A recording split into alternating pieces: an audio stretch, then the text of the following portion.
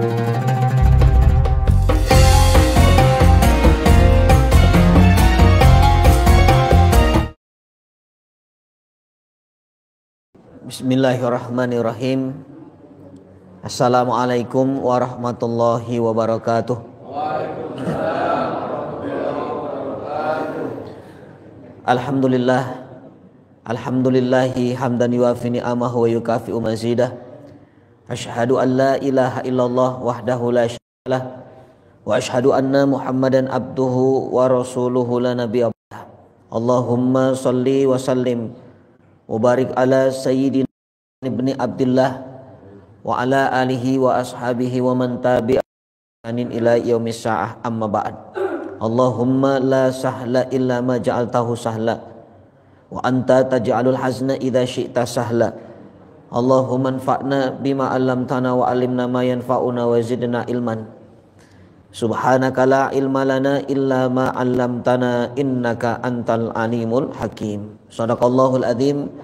Mudah-mudahan pada subuh kali ini seluruhnya dalam limpahan rahmat serta ridho dari Allah Subhanahu wa taala. Amin ya rabbal alamin. Bapak Ibu yang dimuliakan Allah, jamaah salat subuh Masjid Al-Mukhlisin, alhamdulillahirabbil alamin. Segala puji yang sempurna milik Allah Subhanahu wa taala. Kesempatan yang berbahagia ini diberi sehat badannya, sehat imannya, sehingga sampai hari ini kita masih berdiri untuk menjalankan ibadah-ibadah di bulan suci Ramadan. Semoga seluruh rangkaian ibadah kita di bulan Ramadan menjadi ibadah yang terbaik yang pernah kita tunaikan. Amin ya rabbal alamin. Kesempatan yang berbahagia ini, tema yang diamanahkan adalah Ramadan dan amal soleh. Ramadan dan amal soleh. Bulan suci Ramadan memang bulan yang sangat identik dengan amal soleh. Sangat lekat dengan amal soleh ketika bulan Ramadan. Saya coba mencari, ternyata ada satu hadis Nabi, cukup panjang hadisnya, tapi saya ambil beberapa bagiannya. Kata Rasul sallallahu alaihi wasallam, "Wanadal munadi." Ada seruan di dalam jiwa. Jadi seolah-olah ini panggilan. Kapan? Ketika Ramadan. Fanadal munadi, ya bagiyal khair akbil wa ya bagiyal syarr aksir. Seruan itu mengatakan, wahai para pecinta kebaikan, rakuslah dalam berbuat kebaikan. Dan para pecinta keburukan, para pecinta maksiat, stop, berhenti, jangan maksiat lagi. Nah, inilah dasar kenapa di bulan suci Ramadan kita dominan lebih senang untuk melakukan kebaikan dan sangat jauh dari keburukan. Coba kita perhatikan Ramadan ketika mohon maaf, orang yang tidak pernah baca Quran, ya mungkin Ramadan dia coba untuk mendekatkan dirinya dengan Quran, walaupun satu hari satu halaman mungkin, tapi dia punya target bulan ini hatam Quran. Begitu mudah kebaikan untuk kita kerjakan. Bahkan yang tidak pernah ke masjid, dia ya datang ke masjid walaupun hanya taraweh, sholat wajibnya enggak. Yang belum tutup aurat ketika Ramadan, ada yang tutup aurat, nanti setelah Ramadan ya lepas lagi. Nah, ini isyarat bahwa memang bulan suci Ramadan sangat dekat dengan amal soleh. Dan ini nyambung dengan riwayat yang lain, dikatakan di antara keutamaan Ramadan adalah pintu surga dibuka, pintu neraka ditutup. Ya, pintu surga dibuka, neraka ditutup. Kalau kita terjemahkan, ya kalau kita terjemahkan tanpa kita memahami makna dari kata-kata ini, kita akan mengira bahwa memang surga itu dibuka. dan neraka itu ditutup secara terjemahannya. Ya, padahal kata ulama bukan itu maknanya. Kenapa? Karena surga itu dibukanya kapan? Nanti. Siapa yang membukanya? Rasul Shallallahu Alaihi Wasallam. Jadi makna dari kata-kata ini, pintu neraka ditutup, pintu surga dibuka. Manusia lebih cenderung melakukan perbuatan-perbuatan ahli surga dan meninggalkan perbuatan ahli neraka. Itu kata para ulama hadis. Makanya maksiat di bulan Ramadan itu disembunyikan. Malu orang mau maksiat. Makanya kalau makan cari warteg yang ada hordeng. Ya kalau tidak ada pintunya tidak masuk. Ya dia sembunyikan itu yang namanya maksiatnya, nggak mau dilihat orang. Beda dengan di luar bulan Ramadan, itu maksiat terang-terangan. Ya kemudian bahkan saya kemarin kajian di Bintaro, ya qadarullah istri sedang tidak puasa. Itu mau coba makan siang, saya antar ke depan rumah makan Padang, ternyata mereka tidak menerima makan di tempat. Ya bolehnya di take away, dibungkus. Ya alhamdulillah saya bilang.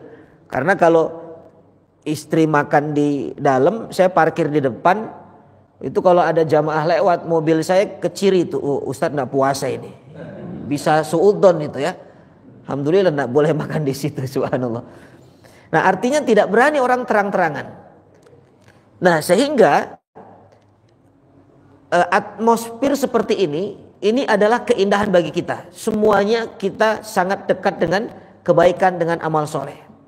Nah itulah kenapa Ramadan dan amal soleh itu tidak bisa dipisahkan. Ada satu riwayat lagi, ini dari para ulama doa. Doanya sangat terkenal dan sangat penting, ibu bapak harus baca ini setiap malam. Apa doanya? Allahumma a'tiq riqabana wa riqaba abaina wa ummahatina minan nar. Ya Allah, hapus namaku dan nama orang tuaku dari daftar penghuni neraka. Hafal nggak doanya Pak? Allahumma a'tiq riqabana wa riqaba abaina wa riqaba abaina wa ummahatina minan nar.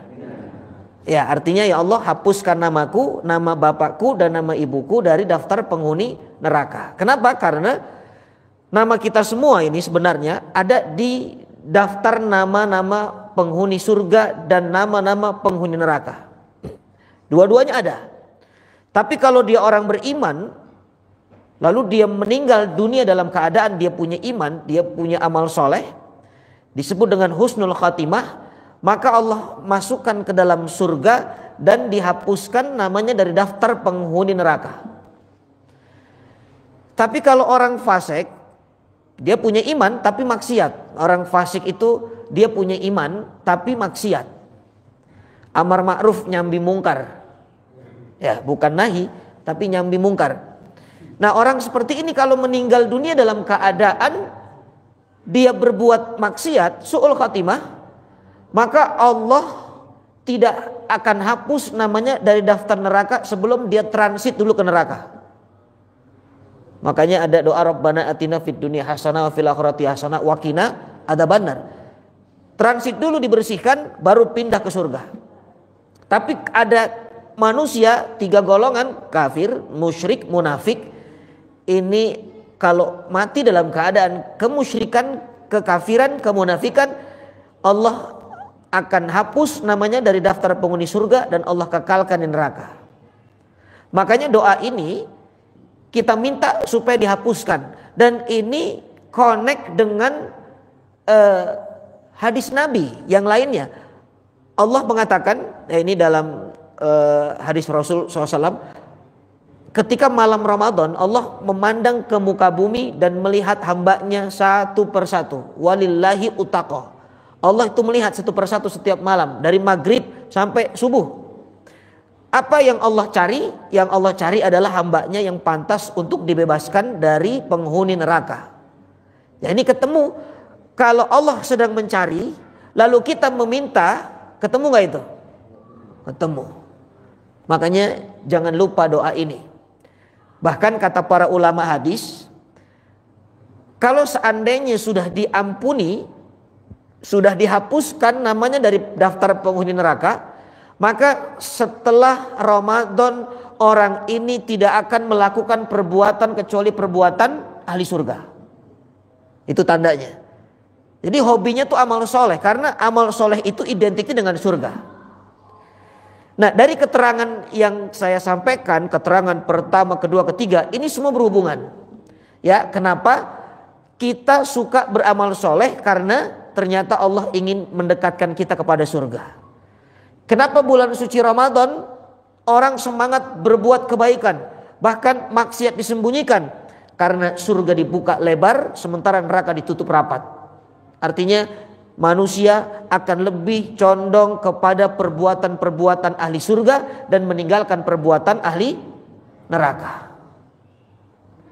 Bapak Ibu yang dimuliakan Allah, mungkin ada yang bertanya, memang sepenting apa amal soleh bagi kita? Kenapa kita ini beramal soleh? Di dalam surah Al-Asr sangat jelas Allah katakan, A'udzubillahi minasyaitonirrajim, wal asr innal insana lafi khusr. Demi waktu kata Allah, kita tidak bahas tafsirnya ya, singkat. Demi waktu sesungguhnya manusia dalam kerugian. Jadi kita ini sudah divonis pasti rugi. Ya, yang namanya manusia pasti rugi siapapun dia. Yang tua, yang muda, anak-anak, laki-laki, perempuan. Karena kalimatnya menggunakan innal insan. Insan itu manusia, umum. Kecuali ada 4 golongan yang tidak akan rugi kata Allah. Yang pertama beriman, ya, amanu wa amilus solihat, beramal soleh. Iman, amal soleh. Disempurnakan lagi saling menasehati dalam kebenaran dan kesabaran. Padahal kalau kita cek, menasehati dalam kebenaran dan kesabaran itu juga masuknya amal soleh, ya kan? Itu amal soleh juga. Tapi kenapa Allah pisahkan ini? Karena banyak orang dia punya iman, dia beramal soleh, tapi solehnya untuk diri sendiri. Ini namanya solihun li nafsihi.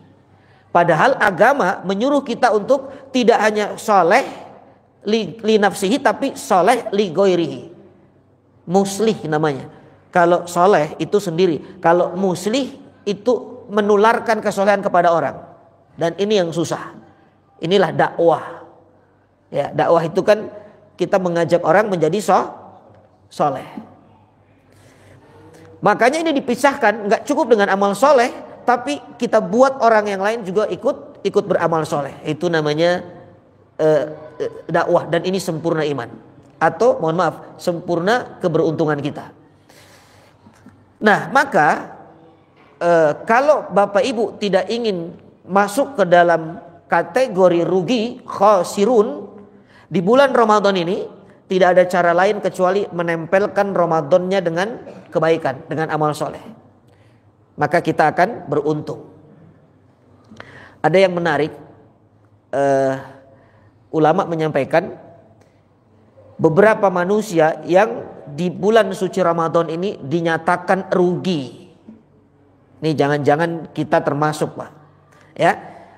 Man humul khasiruna indal huduri Ramadan. Siapa mereka yang rugi ketika datang Ramadan? Yang pertama, kita tidak akan bisa mengetahui kalau kita tidak mentadabburi ayat-ayat tentang puasa. Karena di sini keywordnya, kata kunci. Ya, ada kata kunci dari Al-Baqarah 183 sampai 186. Allah Subhanahu wa taala mengklaim ayat ini semuanya adalah predikat yang sangat istimewa bagi hambanya. Ini Allah yang mengklaim. Yang pertama kata Allah, A'udzubillahi minasyaitonirrajim, ya ayyuhalladzina amanu kutiba alaikumusyamu kama kutiba alal ladzina min qablikum la'allakum tattaqun. Ini ayat beredarnya hanya Ramadan, Pak. Ya, pasti hafal. Siapa yang tidak hafal ayat ini, maka saya kira ini belum serius puasanya ini. Ya, siapa yang tidak hafal ayat ini? Bahkan tiap hari dibaca itu. Ada seorang penceramah baca terus dari subuh dibaca. Ya ayyuhalladzina, nanti ketemu sholat duhur, kajian duhur, baca lagi ya ayyuhalladzina. Nanti ketemu sholat asar itu mungkin ada iftar jama'i, dibaca lagi ya ayyuhalladzina amanu kutiba.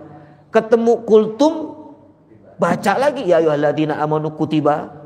Akhirnya jamaah bilang, itu ustadz siapa itu? Ustadz kutiba. Emang kutiba terus dia.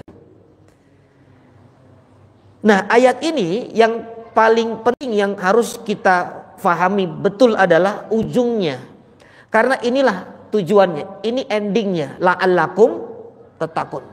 Ya, Allah mengklaim siapa yang puasa di bulan Ramadan, maka Allah akan memberikan predikat takwa. Ya, harapannya Allah berikan takwa.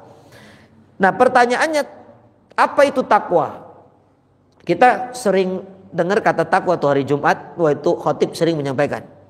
Bahkan di zaman Nabi, para sahabat itu kata-kata takwa itu hampir sering terdengar di telinga para sahabat. Karena sahabat itu kalau ketemu atau sebelum berpisah itu saling menasehati. Ya, ittaqillah itu biasa. Ya, kalau kita kan hanya khotib yang mengingatkan itu. Ittaqillah haqqa tuqati wa la tamutunna illa wa antum muslimun. Padahal kita disunahkan kalau ada orang misalnya masuk kamar mandi, masuknya kaki, sunnahnya apa? Kaki kiri kan? Jadi kalau ada orang masuk kamar mandi kaki kanan, kita lihat, ya itu langsung Pak, ittaqillah, masuknya kaki kiri. Ya, ada orang masuk masjid, tidak baca doa, ittaqillah, doa dulu doa. Nah itu disunahkan, tidak apa-apa. Ya, tapi rasa-rasanya nggak enak kalau begitu. Nanti dikiranya kita ini, antum ini pengen banget khotbah ya. Dikit-dikit ittaqillah, dikit-dikit ittaqillah. Subhanallah. Kalau di anak TPA itu sudah praktek tuh. Anak TPA sebelum bubar apa doanya itu? Wal asri innal insana lafi khusar. Nah, itu pun dilakukan oleh para sahabat. Jadi para sahabat Nabi itu sebelum ketika bertemu afsus salam, dilemparkan salam. Ketika berpisah melemparkan nasihat atau wasiat. Itu para sahabat Nabi. Nah, kita kembali. Takwa itu yang kita sering mendengar artinya al-iktisabu min awamirillah wajtinabu min nawahi. Itu takwa tuh. Kita menjalankan perintah Allah dan menjauhi larangan Allah. Itu takwa yang levelnya pemula kata ulama. Jadi paling bawah Pak.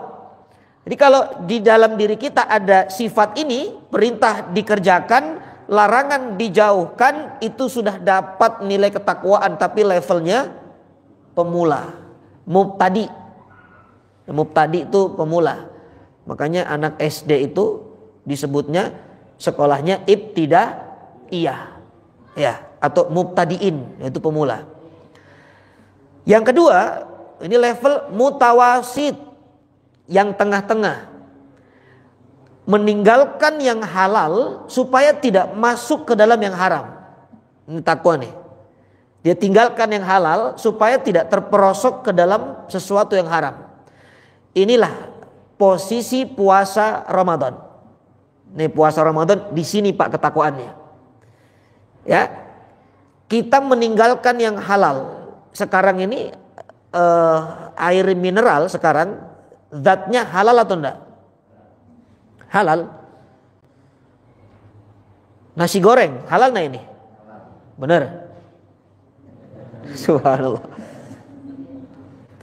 Pasangan kita, bapak punya istri, ibu punya suami yang nikah secara agama sah, statusnya zatnya halal atau enggak?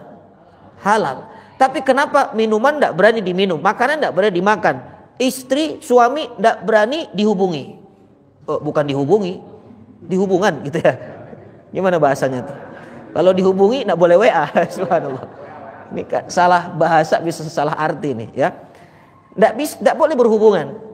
Berhubungan badan ya maksudnya. Padahal itu halal. Kenapa kita tinggalkan itu? Karena kalau itu kita lakukan, maka kita terperosok ke dalam sesuatu yang haram.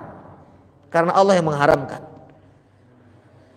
Ya, makanya syariat itu unik memang. Ada yang halal kok Allah haramkan. Ya, nggak hanya puasa. Kalau kita berihram, Bapak yang pernah umroh, kalau sudah labbaik Allahumma umrotan, itu kan yang halal diharamkan itu. Namanya juga ihram. Ya, mengharamkan yang sebenarnya dia halal. Itu namanya ihram. Takbiratul ihram, apa artinya? Takbir yang mengharamkan yang sudah halal. Makanya kalau sudah takbiratul ihram, Allahu Akbar, tidak boleh berbicara kecuali bacaan sholatnya, kecuali zikir. Padahal berbicara sebelumnya halal enggak? Halal. Tidak boleh makan, tidak boleh angkat telepon, ya. Nah, sama ketika berihram, enggak boleh tuh pakai parfum, enggak boleh lagi cabut bulu, ya. Enggak boleh lagi bercumbu, enggak boleh lagi berkata-kata yang kotor, enggak boleh tutup kepala, enggak boleh pakai pakaian berjahit. Padahal sebelumnya semua itu halal. Nah, itulah ibadah. Ibadah itu Allah yang punya aturan. Maka kalau Allah katakan haram, ya haram walaupun sebelumnya halal. Itulah ibadah. Kama yurid, seperti yang Allah mau, bukan yang kita mau. Makanya kadang-kadang makan itu haram, dan kadang-kadang makan itu bahkan jadi nilai ibadah. Kadang-kadang makan jadi nilai mubah. Ya, kapan makan itu jadi nilai mubah? Ya, makan sehari-hari Pak, rutinitas, mubah. Mau makan boleh, enggak juga enggak apa-apa. Apakah dosa ada orang enggak makan? Dosa dia? Enggak. Tapi kapan makan itu menjadi haram? Sekarang ini puasa. Terus kapan makan itu menjadi pahala? Bahkan dianjurkan. Kalau enggak makan enggak boleh nih. Hari Tasyrik, Idul Fitri. Idul Fitri itu hari raya makan. Iya, fitr itu makan. Zakat fitrah, zakat makanan pokok. Makanya kalau ditanya Idul Fitri itu hari raya apa sih? Hari raya makan. Kok Islam ngurusin makan aja? Capek-capek puasa Ramadan kok hari rayanya cuma makan? Nah, itulah letak keistimewaannya. Allah haramkan puasa, Allah syariatkan makan. Ya, kenapa? Itu bentuk daripada pesta. Ya, makanya di kampung kalau sholat Id bawa makanan itu kan tuker-tuker tuh. Di sini ada nggak? Nggak ada ya. Di kampung sampai hari ini. Hah? Oh, di sini berkunjung ya. Itu kalau di kampung dulu Pak, itu kita bawa nanti berangkat bawa tahu tempe, pulang bawa daging. Wow, itu untung. Subhanallah. Ya. Nah, itu hari raya makan itu Idul Fitri. Subhanallah. Makanya jangan malu. Kenapa? Karena ini makan yang berpahala. Karena Allah suruh kita makan. Allah haramkan kita puasa. Nah, itulah syariat. Nah, maka dikatakan orang yang berpuasa, dia kendalikan dirinya dari yang halal supaya tidak masuk ke dalam yang haram. Disitulah letak nilai ketakwaannya kepada Allah. Dan ini takwa tengah-tengah, mutawasid. Apa tujuan Allah? Tujuannya Allah ingin mentarbiyah hawa nafsu kita. Karena pendidikan hawa nafsu itu adanya di puasa memang. Adanya di puasa. Mungkin Bapak Ibu pernah mendengar satu riwayat. Hawa nafsu kita itu dulu ketika diciptakan Allah. Hawa nafsu ditanya oleh Allah. Wahai nafsu, man anta, siapa anda? Dia mengatakan ana, wa anta, aku, kamu ya kamu. Tuh, sama Allah begitu hawa nafsu. Lalu Allah perintahkan disimpan di neraka dingin, ya 1000 tahun disimpan, diangkat, ditanya lagi, nafsu siapa anda? Tidak berubah, mengatakan ana, wa anta. Aku ya kamu. Lalu dipindahkan lagi ke neraka yang panas ribuan tahun. Diangkat lagi, ditanya lagi, nafsu siapa anda? Ana, anta, wa anta. Aku, kamu ya kamu. Lalu kata Allah, wahai malaikat, tolong hawa nafsu ini dibuat lapar, dilaparkan nafsu ini. Begitu sudah dilaparkan, lalu diangkat, ditanya oleh Allah, nafsu siapa anda? barulah dia katakan, ana abduka wa anta rabbi. Aku hambamu dan engkau adalah Tuhanku. Itu baru dia mengakui kelemahannya, dia mengakui kehambaannya setelah Allah memberikan rasa lapar. Makanya kita ini puasa sebenarnya Allah ingin tarbiyah bahwa kita ini lemah. Kita ini nggak kuat, Pak. Baru dari subuh sampai maghrib saja, itu sudah punya angan-angan nanti kalau buka puasa pakai gorengan sekecamatan. Iya. Itu saking lemahnya kita itu. Siang-siang tuh lihat kecoa dikira kurma ajwa. Iya. Iya kan? Dikejar itu, subhanallah. Saking lemahnya kita, hobinya tuh kalau sholat, sebelum sholat itu paling lama wudunya apa? Kumur-kumur. Oh, itu biasanya 3 kali, karena puasa 9 kali dia, subhanallah. Lumayan ada sisa dikit katanya. Bahkan ada yang korupsi tuh, kumur-kumur 3 keluar 2. Oh, ini 1 kemana ini ya? Na'udzubillah. Nah, Allah ingin ngajarin kita ini lemah. La haula wala quwata illa billah. Lapar juga lemah, kekenyangan juga lemah, betul enggak? Ya kan? Makanya kalau buka puasa itu makanan jangan dijama, kosorlah dikit. Makanan dijama semua, akhirnya apa? Diajak terawih, witirnya aja masbuk, bayangkan. Itu berapa lama telatnya itu, subhanallah. Nah, sehingga kalau kita sudah terkendalikan hawa nafsunya, maka harapannya begini, Pak. Keluar dari Ramadan, yang haram itu sudah mudah ditinggalkan. Kenapa? Yang halal saja saya sudah kendalikan ini kemarin. Masa yang haram tidak bisa? Khamr ini jelas haram, tinggalkan. Kenapa? Karena air mineral saja yang halal saya bisa kendalikan kemarin. Ini pasangan, ini bukan mahram, ini perempuan bukan mahram, ini gampang ditinggalkan. Kenapa? Yang mahram saja puasa 1 bulan kemarin saya kendalikan itu siang, ya. Walaupun ketika malam ya saya hilaf. Ya, yang penting kan halal kalau malam, subhanallah. Tidak ada masalah itu, mah. Nah, itu tujuannya. Jadi supaya kita bisa belajar mengkontrol hawa nafsu. Karena musuh paling berat itu bukan setan. Musuh yang paling besar itu hawa nafsu. Makanya berapa banyak orang masuk ke neraka itu karena hawa nafsunya, ittibaul hawa. Ya, ittibaul hawa. Kalau setan, kata Quran disifatinya inna kaidas syaitana kana dhaifan. Sungguh tipu daya setan itu lemah. Setan itu lemah, apalagi Ramadan, setannya diikat. Ya kan? Setan diikat. Walaupun yang diikat tuh setannya kelas jenderal yang PAUD mah keliaran. Iya. Jadi setan-setan yang kecil tuh masih ada, yang jenderal diikat.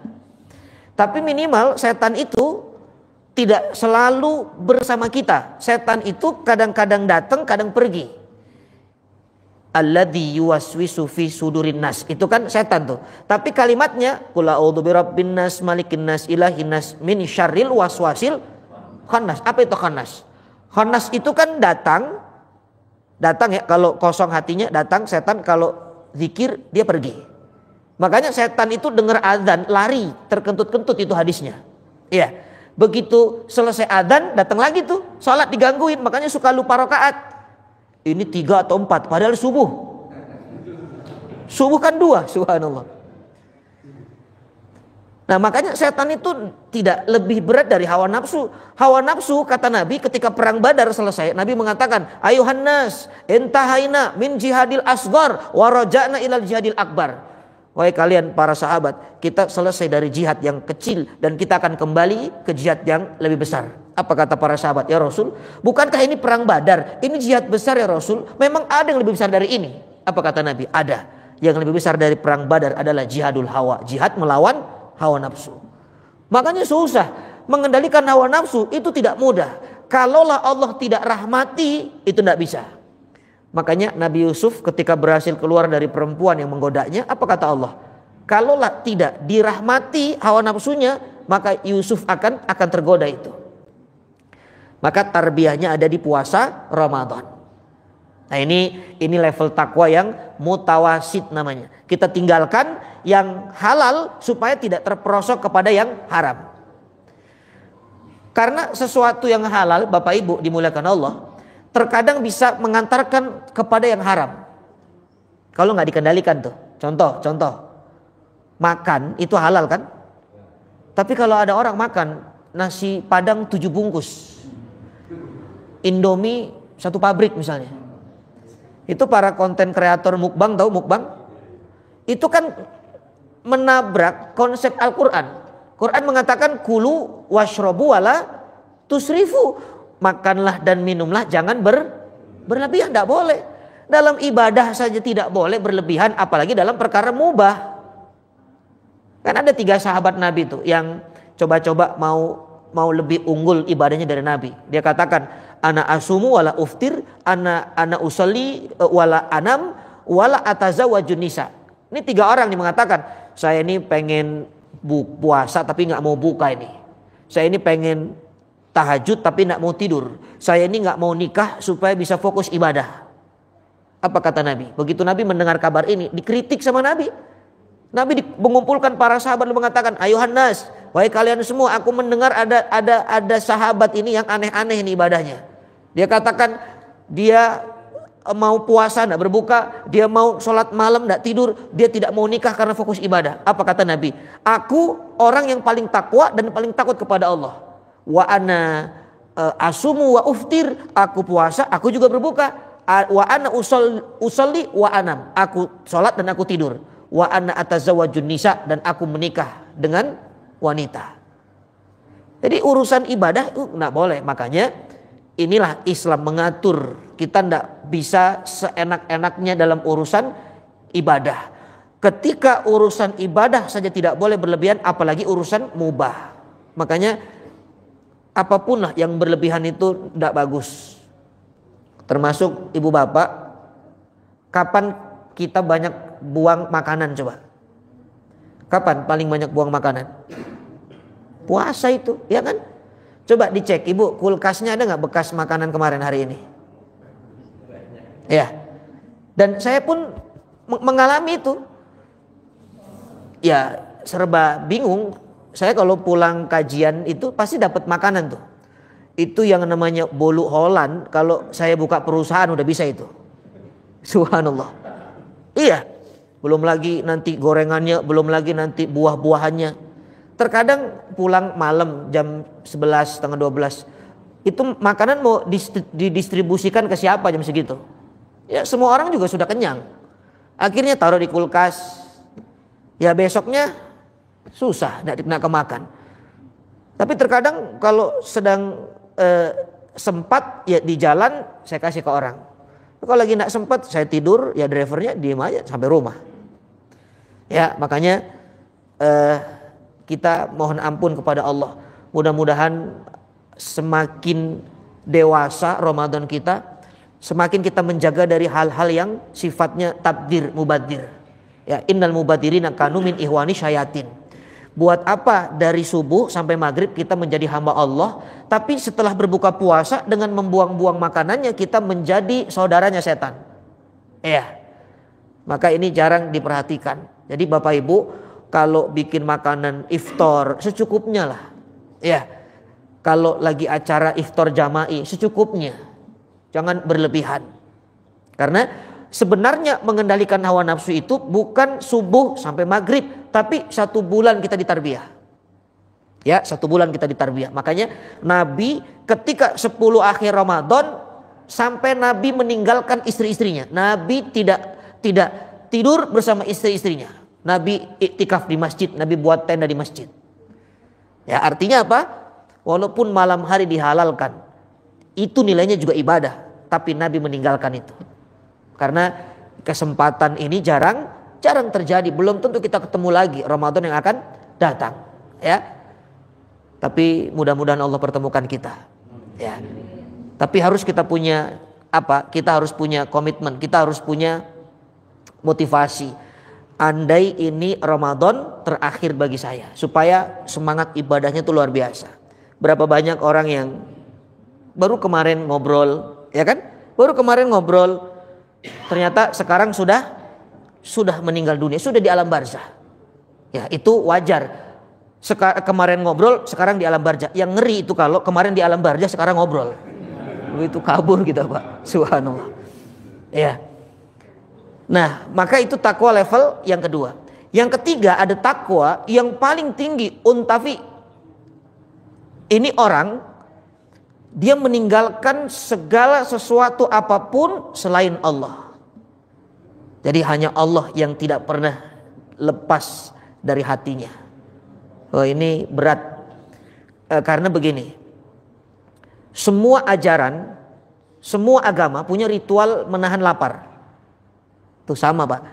Jadi jangan kita kira hanya Islam saja yang punya ritual menahan lapar. Semua ajaran, semua agama. Kalau Bapak tidak percaya, tanya kepada orang yang pernah ke dukun. Tanya tuh, mungkin ada orang yang pernah ke dukun. Dia minta supaya diberikan ilmu kebal, dibacok. Ya, dibegal tuh nak mempan. Atau ingin kaya, rezekinya lancar, pesugihan. Coba tanya sama dukun. Dukun akan memberikan satu syarat puasa 40 hari. Ya, puasa mutih namanya. Makanya nggak boleh makan nasi goreng karena nasi goreng coklat. Subhanallah. Nah, kan sama ritualnya, tahan lapar, ya, tahan haus, sama ritualnya. Tapi beda tujuannya. Kalau mereka, orang-orang yang belajar ilmu hitam datang ke dukun, dia tahan lapar, tujuannya untuk mengendalikan hawa nafsunya tapi mengikuti hawa nafsunya. Jadi tujuannya untuk mengendalikan hawa nafsu, ya, tujuannya mengendalikan hawa nafsu untuk mengikuti hawa nafsu. Bukankah mau kebal dibacok itu hawa nafsu? Bukankah mau kaya dengan jalan pintas itu hawa nafsu? Tapi kalau kita kan beda. Kita mengendalikan hawa nafsu untuk mengikuti yang menciptakan nafsu, yaitu Allah. Ini perintah Allah. Nah, itulah takwa level yang paling tinggi itu. Pokoknya apapun keputusannya, pemikirannya, semuanya, energinya hanya dan karena Allah Subhanahu wa taala. Dan ini ternyata juga ada di puasa. Ini ada di puasa. Makanya puasa itu tidak hanya sekedar level takwa yang paling mubtadi, pemula, tapi takwa yang paling tinggi, takwa yang tengah-tengah. Itu dari hasil puasa. Kita lihat ayat 183 tadi.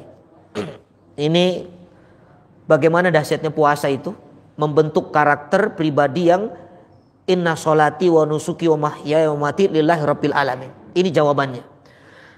Satu-satunya amal soleh yang bisa mengajarkan ikhlas dengan sempurna itu puasa. Panggilannya iman. Ini Al-Baqarah 183. Ya ayyuhalladzina amanu. Iman. Iman itu di mana? Iman itu di hati, Pak. Ya, iman di hati. Kemudian perintahnya puasa. Puasa itu di mana? Puasa di hati. Takwa di mana? Takwa juga di hati. Jadi kalau kita lihat ternyata puasa atau amal soleh puasa itu semuanya adalah mengarahkan kepada kolbu, kepada hati. Karena amalan hati kata para ulama itu lebih tinggi derajatnya daripada amalan badani. Ini kalau bicara amal soleh, kita harus memprioritaskan amalan hati kita dulu. Karena tidak akan jadi amal soleh kalau hatinya tidak soleh. Itu maksudnya. Ya, innamal a'malu binniyat. Itu di hati kan? Semua di hati. Makanya pahalanya lebih besar amalan hati daripada amalan badan. Ini saya jelaskan Ibu Bapak. Iman, tadi iman di mana? Iman di hati. Kita nggak bisa ngukur iman orang dari badan, dari fisik nggak bisa. Pak, Bapak imannya lagi turun ya Pak? Kok tahu itu pecinya miring Pak? Bisa nggak itu? Nggak ada ukuran. Iya. Ya Bu, Ibu imannya lagi tinggi ya? Kok bisa? Itu mukenanya bagus banget. Kan nggak bisa jadi ukuran. Karena iman itu soal kolbu, soal hati. Nah sehingga subhanallah seruannya menuju kepada hati. Kemudian perintahnya pun menuju kepada hati. Puasa itu amalan hati. Orang tidak akan tahu kalau kita tidak kasih tahu Pak. Ini puasa Ramadan mah semua tahu lah kita puasa. Tapi puasa sunnah coba orang tuh nggak tahu kalau kita nggak kasih tahu. Yang bikin orang tahu kita puasa karena kita update status. Ya Allah, kayaknya nanti sore buka pakai marjan enak kali ya. Orang jadi tahu, oh puasa ini orang, subhanallah. Tapi kalau orang tidak kasih tahu, Pak, siapa yang bisa ngukur puasa? Pak, Bapak puasanya hebat banget ini. Kok tahu? Bibirnya kering banget. Kan nggak bisa ukuran. Bisa jadi memang sariawan dia. Ya, atau Pak, Bapak ini, oh ini puasa banget nih. Kenapa? Bau jigong. Kan enggak ukuran. Walaupun memang mulut bau atau bau mulut orang puasa itu seperti wanginya kasturi gitu kan? Ya. Tapi apakah kalau yang mulutnya enggak bau lalu tidak dapat keistimewaan ini? Oh, ini ada ulama beda pendapat, Pak. Ulama kita tuh cerdas. Jadi kalau dikatakan hadisnya memang mengatakan baunya mulut orang puasa itu seperti bau kasturi. Nah, tapi ada ulama yang mengatakan bukan berarti kita tidak boleh sikat gigi. Ya, kenapa? Karena ulama ini punya pendapat berbeda. Kalau seandainya mulut yang bau saja seperti kasturi dan Allah suka, apalagi kalau nggak bau. Nah, itu pendapat ulama yang lain. Ya, boleh kita terima atau enggak terserahlah ya. Namun yang jelas kalau Bapak mengambil dalil secara terjemahnya berarti ya yang bau yang bagus. Makanya yang semakin bau semakin dekat ke surga itu. Ini ukurannya gampang. Kalau Bapak bicara ada lalat lewat lalu meninggal, itu top. Ya. Subhanallah. Ya, itu apa dikatakan itu puasa tuh begitu. Jadi amalan hati.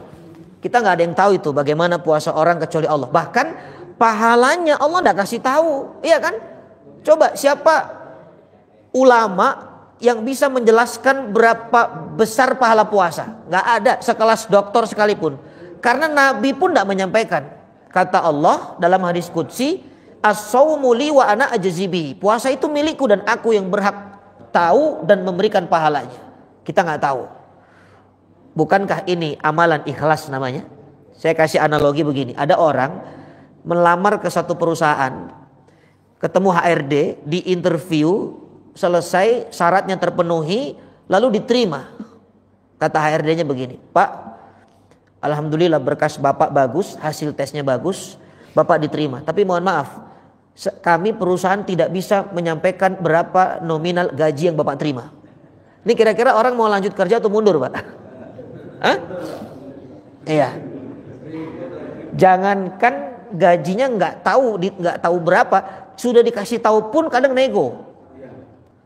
Nah, ini ada hamba Allah, dia melakukan amal soleh, Allah nggak kasih tahu pahalanya, tapi kok dia mau mengerjakannya? Itu kalau bukan ikhlas apa namanya? Itu ikhlas level itu paling tinggi ikhlasnya. Karena kata Imam An-Nawawi, orang ibadah itu mungkin ada yang karena dia mau tahu berapa keutamaannya, berapa pahalanya, baru dia mau melakukan. Ini tipikal pedagang. Saya mau sedekah Ustadz, untungnya apa? Allah balas 700 kali lipat. Oke, bismillah saya mau. Tapi kalau ada orang awam, saya mau sedekah, untungnya apa? Ya mana saya tahu untungnya. Bisa jadi enggak jadi dia. Ini tipikal pedagang.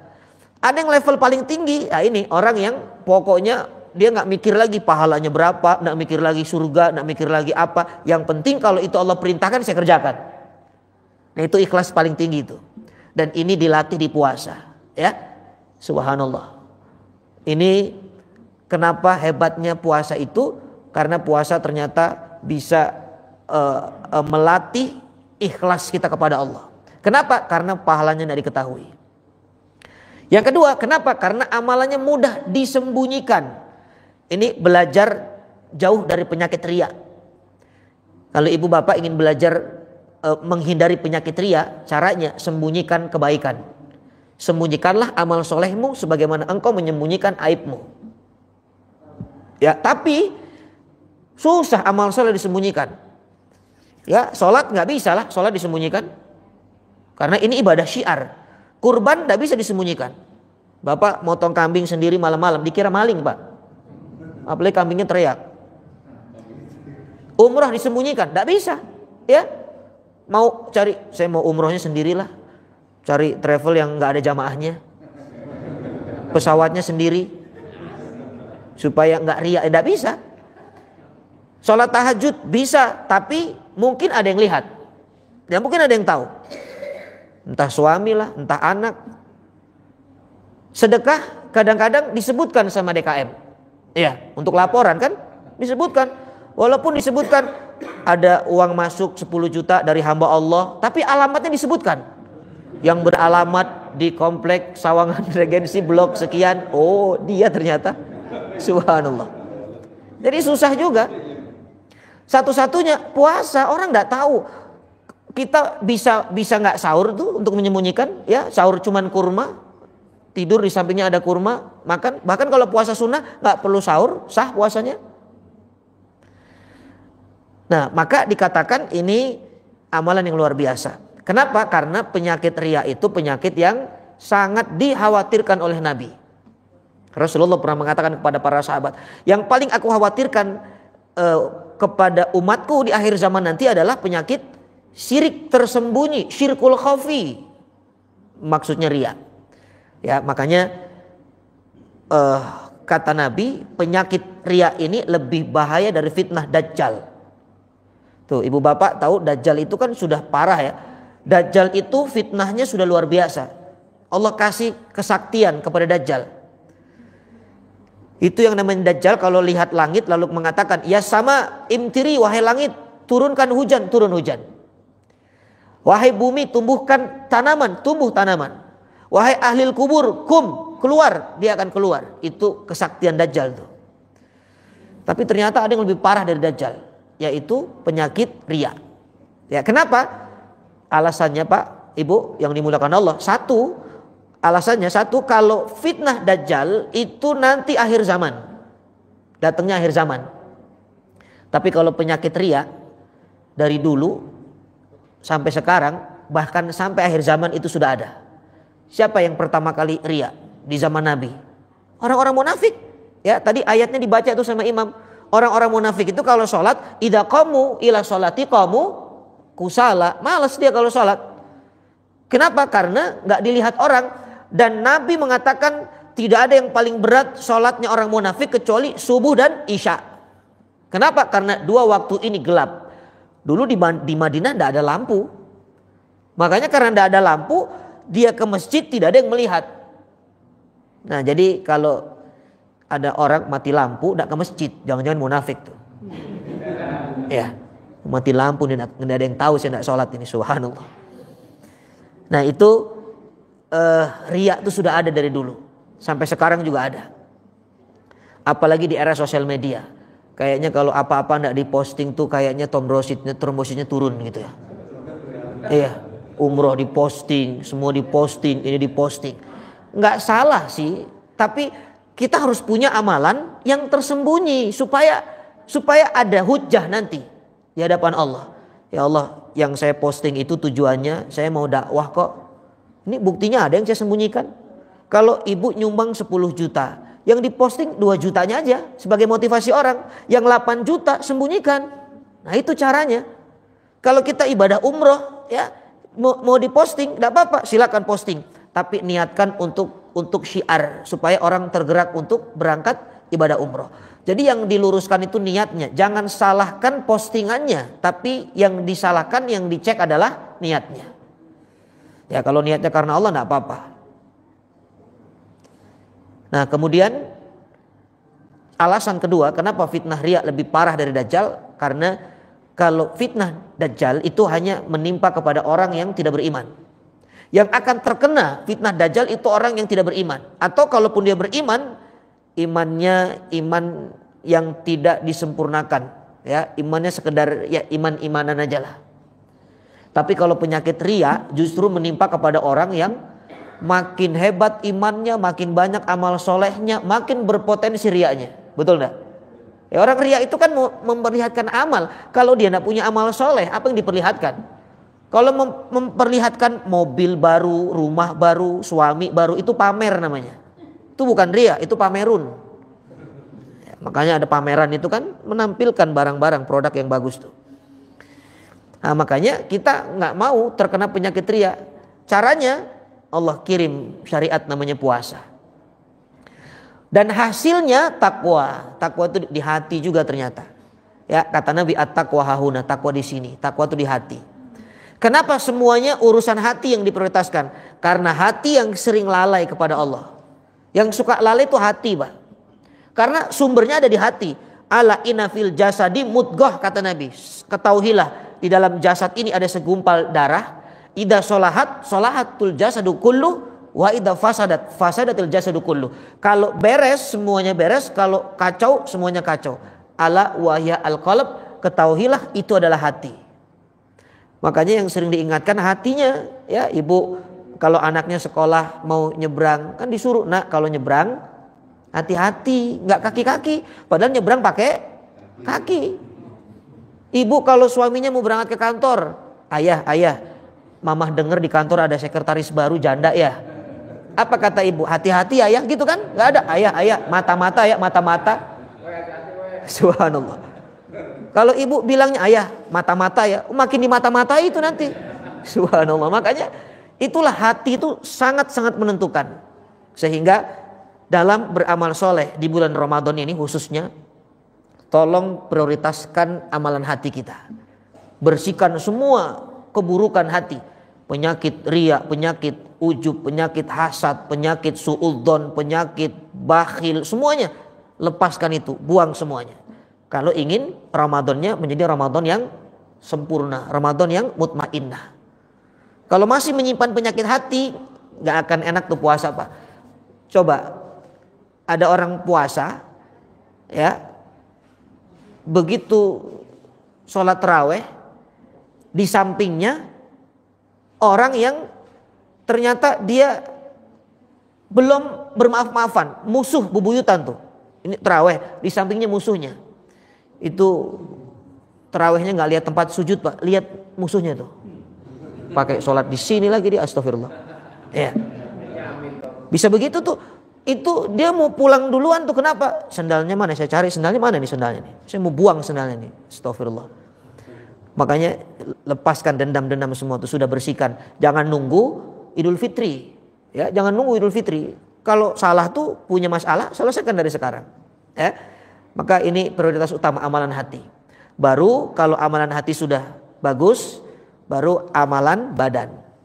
Nah, amalan badan. Kalau amalan badan mah kita sudah hatam lah, ya. Amalan badan itu ya sholatnya, ya, kemudian baca Qur'annya. Nah, baca Qur'an juga ini bagian daripada amalan badan, tapi amalan yang diukurnya juga dari hati. Walaupun itu badan, lisan yang mengucapkan, tapi diukurnya dari hati. Makanya sumbernya hati. Apa kata Utsman bin Affan? Lau tahurat qulubukum masabiat min kalami rabbikum. Kalau bersih hatimu, tidak akan pernah cukup membaca Quran, ya, tidak akan pernah cukup membaca kalam dari Tuhanmu. Berarti ukuran kita bisa baca Quran di bulan Ramadan itu kalau hatinya bersih. Kalau tidak bersih, nggak bisa tuh mesra sama Quran. Ya, kenapa Quran ini menjadi amalan yang kita juga prioritaskan selain amalan hati tadi? Karena ternyata di ayat 185, ini keyword kedua, di ayat 185 Allah berbicara tentang Quran. Syahrul Ramadan alladzi unzila fihil Quran. Dan ujungnya la'allakum tashkurun. Nah, ini saya ambil ujungnya. Semoga kalian menjadi hamba Allah yang pandai bersyukur. Apa itu syukur, Pak? Bu, syukur itu apa, Bu? Syukur itu yang sempurna, kata para ulama, mendistribusikan nikmat yang Allah berikan di jalan yang Allah inginkan, itu syukur. Ya, apapun yang Allah kasih itu, ini semua saya manfaatkan sesuai dengan Allah inginkan, itu syukur. Tapi kita nggak akan dapat syukur kalau tidak menggandengkan puasa dengan Quran. Nah, ini masalahnya nih. Kenapa ayat 183 Allah bicara puasa, 185 Allah bicara Quran? Karena antara puasa dan Quran itu nggak bisa dipisahkan. Kenapa kita puasa? Karena turun Al-Quran. Kenapa Ramadan? Karena turunnya Ramadan. Kalau Quran turun di bulan Syawal, puasanya Syawal itu. Makanya kalau tidak ada mesra dengan Quran di bulan Ramadan, itu indikator manusia yang rugi. Jadi yang pertama ini tadi saya belum sampaikan, siapa orang yang rugi di bulan Ramadan? Karena Ramadan identik dengan amal soleh, maka orang yang rugi di bulan Ramadan adalah orang yang tidak ada nilai takwa dalam dirinya, walaupun itu takwa yang pemula. Kalau nggak ada takwa itu berarti nggak ada amal soleh, karena amal soleh itu identik dengan takwa. Yang kedua, siapa yang rugi? Orang yang tidak mendapatkan predikat syukur dari Allah. Siapa mereka? Orang yang tidak menempelkan puasanya dengan Quran. Makanya yang sudah 15 juz, alhamdulillah. Ya. Yang belum baca Quran sama sekali, innalillah. Ya, segera ambil cari Qurannya. Mumpung baru Ramadan pertengahan ini, masih ada kesempatan. Yang difokuskan bukan hatamnya dulu, tapi yang difokuskan adalah belajar bagaimana memperbaiki bacaannya dulu. Ya, karena yang paling baik kata Nabi, khairukum man ta'allamal Qur'an. Sebaik-baik kalian yang belajar Quran, bukan man khatamal Quran. Bukan, sebaik-baik kalian bukan yang hatam Quran. Walaupun Imam Syafi'i selama Ramadan 60 kali hatam Quran. Ya, itu Imam Syafi'i, kita mah Imam Musola, beda. Ya. Bisa nggak hatam Quran sehari 2 kali? Sebenarnya bisa, Pak. Tapi syaratnya satu. Syaratnya bacaan kita sudah mahir, ya, sudah pinter nih, tartilnya, tajwidnya, sudah bisa baca cepat bagaimana tidak menghilangkan tajwidnya. Tapi kalau bacanya masih banyak polisi tidur, itu nggak bisa tuh. Ya, banyak jalan lubang, itu nggak bisa. Makanya kenapa jadikanlah Ramadan itu bulan perbaikan bacaan, supaya Ramadan tahun depan itu naik tingkat kita, naik tingkat, sudah mahir. Jangan terbata-bata terus, walaupun terbata-bata pahalanya 2. Tapi mahir itu akan tinggal bersama Jibril di surga. Al-mahiru bil Qur'ani ma'as safaratil kiramim bararah. Nah, makanya majelis tadarus sebenarnya kalau secara makna tadarus Quran itu dia baca tapi ada perbaikan. Kalau kita kan umumnya tadarus baca aja tuh, ya kan? Apalagi tadarus di grup WA. Ya. Itu masing-masing baca, nggak tahu bener atau enggak bacaannya, tiba-tiba hataman. Nah, jadi yang paling diprioritaskan itu adalah bukan sekedar hatam, tapi perbaiki bacaan. Karena membaca Quran dengan tajwid hukumnya wajib. Kalau salah bacanya, makharijul hurufnya akan beda maknanya. Jadinya bukan mendatangkan syafaat, tapi laknat. Ya, jadi prioritaskan perbaiki bacaan. Ada majelis tahsin. Targetnya begini, saya Ramadan sekarang ini nun mati dan tanwin minimal sudah di luar kepala lah. Target tuh. Jadi tahu nun mati ketemu ta, nun mati ketemu kaf, oh ini ikhfa ini. Apa itu ikhfa? Oh samar-samar. Jadi kalau ditanya ayah, THR ayah mana? Masih ikhfa mah. Ya, jadi karena lagi belajar tajwid, jawabannya juga pakai ilmu tajwid. Ayah, tanggal segini loh kok masih ikhfa, itu tetangga kita sudah idhar katanya, subhanallah. Oh, sudah jelas itu ya. Ternyata istrinya udah lebih dulu belajar, Pak. Iya, jangan sampai ya Allah anaknya dapat tugas sekolah, mama ini aku dapat tugas sekolah ini nun mati ketemu ba hukumnya apa? Ya Allah kayaknya mama yang mati ini. Karena enggak mau belajar. Ya. Makanya Quran itu harus menjadi identitas kita di bulan suci Ramadan. Rasulullah saling mentasmi bacaannya bersama Jibril setiap Ramadan ketika masih hidup, ya. Makanya di Madinah tuh ada pintu namanya Babu Jibril. Ini kalau mau masuk ke Raudhah, Pak, itu persis di sampingnya tuh pintu Jibril tuh. Disitulah Nabi dan malaikat Jibril saling mentasmi bacaan. Jibril membaca, Nabi mendengarkan. Nabi membaca, Jibril mendengarkan. Ini sunnah. Ibu sama bapak. Bapak membaca, ibu dengerin tuh. Ibu baca, bapak dengerin. Walaupun bapak bacaannya masih terbata-bata, ya, itu sunnah, subhanallah. Maka inilah derajat Quran. Ternyata kalau kita tempel puasa dengan Quran, kita menjadi hamba Allah yang pandai bersyukur. Kenapa syukur? Ternyata syukur itu derajatnya juga level tinggi, Pak. 50% iman kita itu kan syukur, 50 lagi sabar. Mana di antara dua ini yang lebih tinggi daripada derajat kedua ini? Kira-kira sabar atau syukur? Mana lebih tinggi tuh? Halo? Kenapa bengong begini? Saya lagi tanya ini. Saya lagi tanya. Ya. Mana Pak? Sabar atau syukur yang lebih tinggi itu? Benar. Ternyata yang lebih tinggi syukur. Kenapa? Karena kata Quran, wa qalilum min ibadiyas syakur. Sedikit hambaku yang pandai bersyukur. Berarti yang sabar banyak. Iya. Ini kan kita nih wajah-wajah sabar nih nunggu maghrib. Betul enggak? Iya. Tapi wajah syukur belum tentu. Tergantung bukanya pakai apa. Kalau cuman kurma ya alhamdulillah lah gitu. Nah, makanya syukur itu sulit. Coba kalau enggak percaya kita bandingkan nih. Itu tadi dalil Qur'annya tuh.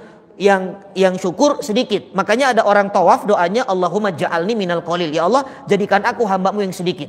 Artinya kalau kita doa seperti ini kita minta supaya digolongkan kepada orang-orang yang pandai bersyukur. Makanya doa setelah sholat, Allahumma inni ala dzikrika wa syukrika wa husni ibadatik. Karena syukur hubungannya dengan sebaik-baik ibadah.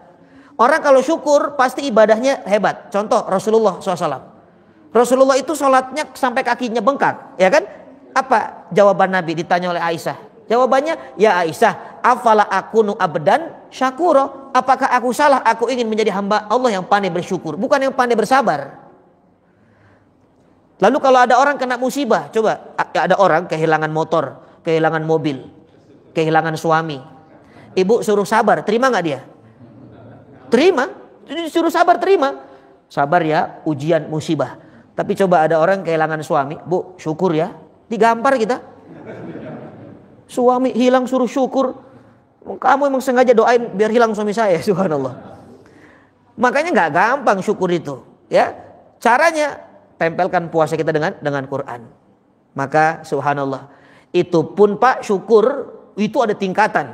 Ya, ada orang syukur itu kalau melihat zatnya baru syukur. Padahal syukur itu jangan pernah hanya melihat zatnya, tapi lihat siapa yang memberikan nikmat. Kalau syukurnya melihat nikmat, kita temporer tuh, terbatas. Ya, kalau dikasihnya banyak, syukurnya khusyuk. Itu kalau lihat nikmat tuh. Ya Allah, ayah, alhamdulillah ya ayah, masya Allah, ayah tuh suami hebat banget. Nggak ada suami kayak ayah tuh. Kenapa? THR-nya naik ternyata. Ya, coba kalau berkurang, ya nggak ada tuh syukurnya. Yang ada pertanyaan. Makanya jangan fokus kepada zatnya, tapi fokus kepada yang memberinya. Ru'yatul mun'im namanya. Saya sering menganalogikan begini. Ibu, kalau ibu dapat gamis dari suami, gamisnya ternyata ukurannya tidak sesuai dengan ukuran badan ibu. Kalau ibu lihat gamisnya, ibu akan protes. Bapak, ini gamisnya bagus, tapi kok ukurannya XL? Mama kan L. Ini gamis punya istri yang mana? Itu bisa begitu tuh. Tapi kalau yang dilihat, yang kasih nikmat, oh ini kan gamis dari Allah. Kenapa XL ya? Oh mungkin bulan depan saya XL. Ya kan ibu paling cepat itu kan. Nah itu cara pandang kita kepada nikmat Allah. Sehingga gak ada tuh suudon sama Allah. Apapun yang Allah kasih, maka kalimatnya alhamdulillahi ala kulli halin. Dan ini hanya didapatkan oleh orang-orang yang dia pandai menempelkan puasanya dengan Al-Quranul Karim. Bapak Ibu dimuliakan Allah, ihtitamnya ya. Saya sampai hari apa ini? Sampai hari apa di sini nih? Ya. Ya ihtitamnya, penutupnya ada satu kisah, ini kisah bijak. Kenapa Ramadan amal soleh dan kenapa kita kejar amal soleh? Tadi yang pertama kita nggak mau rugi, ya kita nggak mau rugi. Yang kedua kita nggak mau menyesal nanti. Ya saya tutup dengan cerita ini Pak. Ada dua orang santri, yang satu soleh, yang satu nggak soleh. Ini cerita bijak, bukan hadis Nabi. Tapi gurunya punya keinginan. Kata gurunya ini, kalian berdua pergi, yang soleh pergi ke barat, yang tidak soleh ke timur. Dikasih karung sama gurunya, dua-duanya dikasih karung. Kata gurunya nanti kalau ketemu batu masukkan ke dalam karung. Setiap ketemu batu masukkan dalam karung. Bismillah, berangkat dua-duanya. Yang soleh di perjalanan dia masukkan batu, tapi dia sambil bertanya-tanya, ini maksud guru ini apa ya? Tapi manusiawi juga, yang gede batunya nggak dimasukin karena berat. Ya, diambil yang kecil tuh, kecil masuk, sampai ke barat, ya selesai dia kembali. Yang tidak soleh, dia tidak memasukkan batu, bahkan lisannya tuh ngedumel. Dia bilang ini guru kurang kerjaan ini.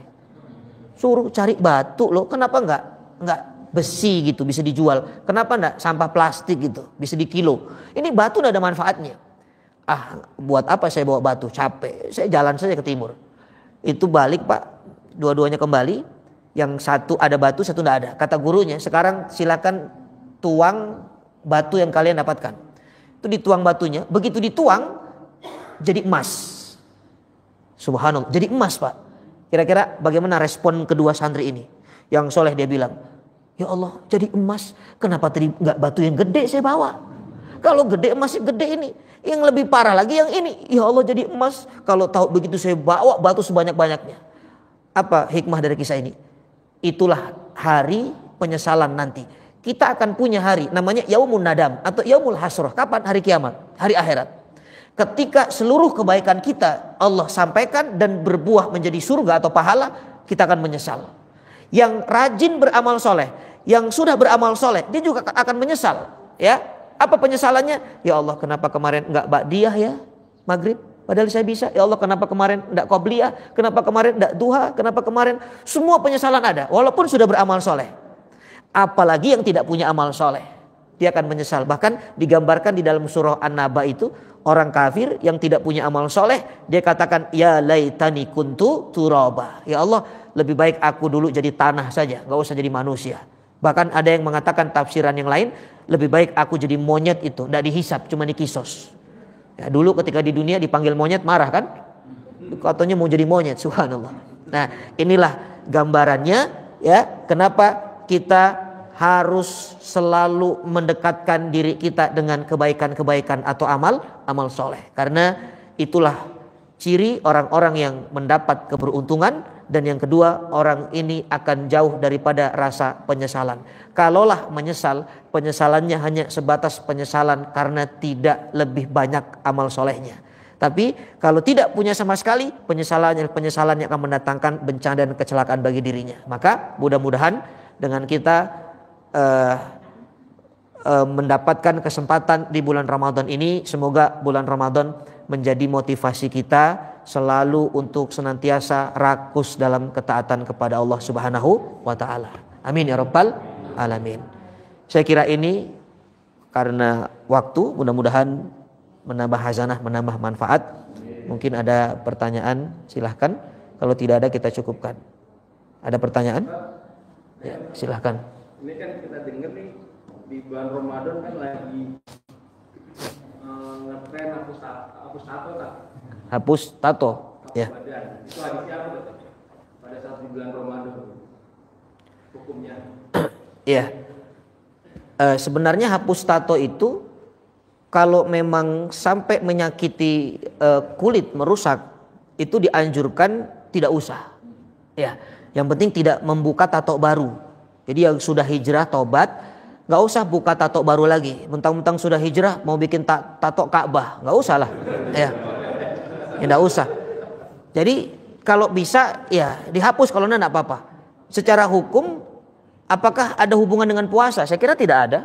Nggak ada. Kenapa? Karena yang membatalkan itu kalau memasukkan sesuatu ke lubang yang 8 itu batal. Karena tato itu tidak. Ya, saya juga dulu ada tato. Di sini tato motor, tapi 3 bulan nggak nyicil ditarik leasing, hilang nih tatonya. Subhanallah. Ya, bercanda ya, jangan serius. Ya, syukran, Allah barik fiik. Ada yang lain? Silakan. Salam.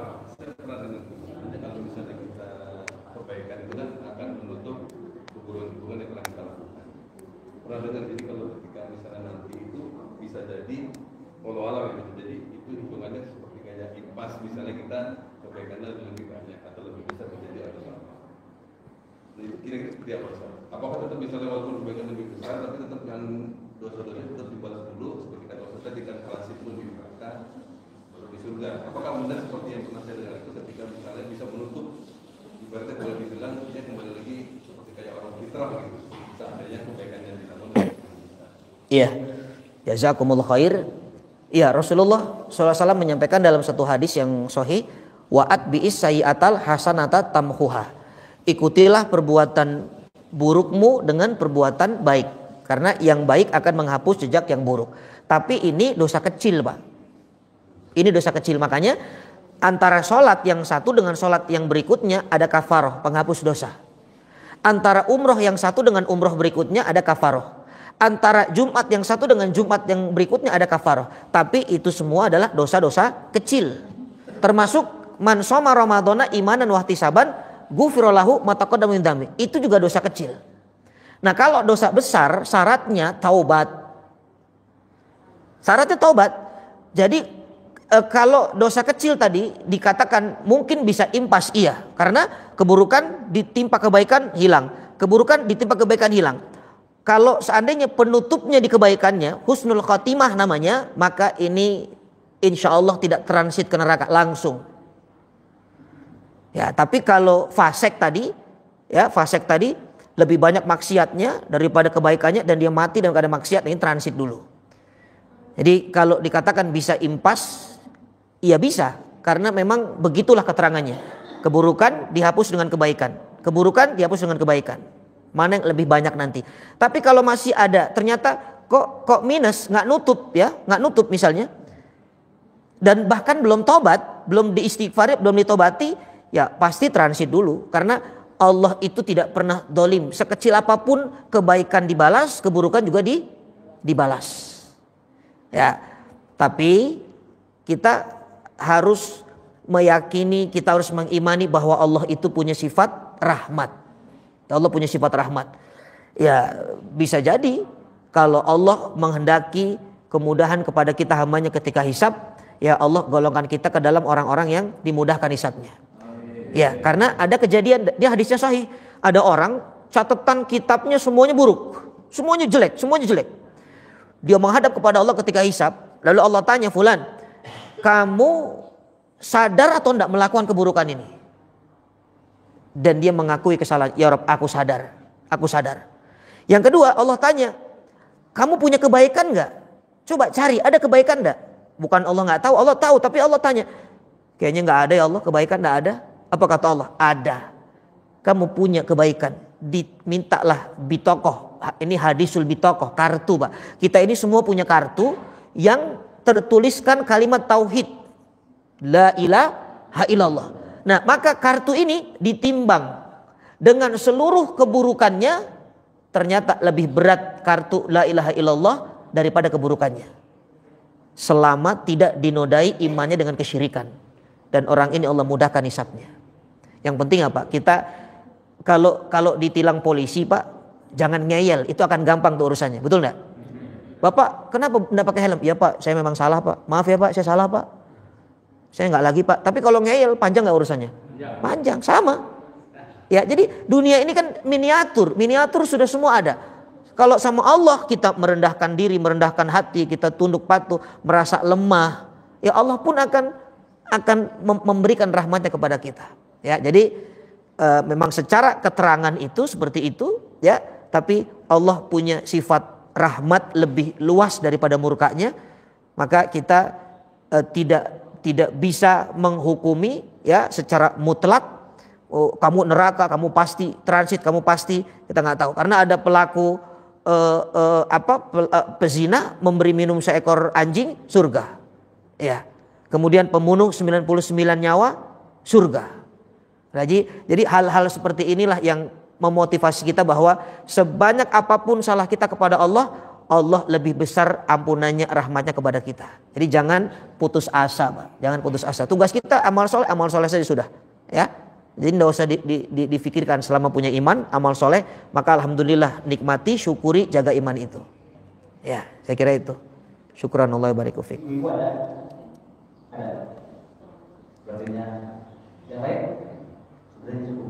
Alhamdulillahirabbil alamin. Kita sempurnakan pertemuan kita dengan bermohon kepada Allah. Mudah-mudahan Allah ridha dengan majelis kita. Semoga Allah terima seluruh rangkaian ibadah kita di bulan suci Ramadan, dan Allah pertemukan kita dengan Ramadan berikutnya, dan Allah tingkatkan level ketakwaan kita menjadi takwa yang paling tinggi, meninggalkan apapun kecuali Allah Subhanahu wa taala. Amin ya rabbal alamin. Kita sama-sama sempurnakan dengan membaca alhamdulillahirabbil alamin. Kafaratul majlis, subhanakallahumma wa bihamdika nasyhadu alla ilaha illa anta nastaghfiruka wa natubu ilaik. Jazaakumullah khair ala husni istimaikum. Lakum minal buat doa. Assalamualaikum warahmatullahi wabarakatuh. Waalaikumsalam.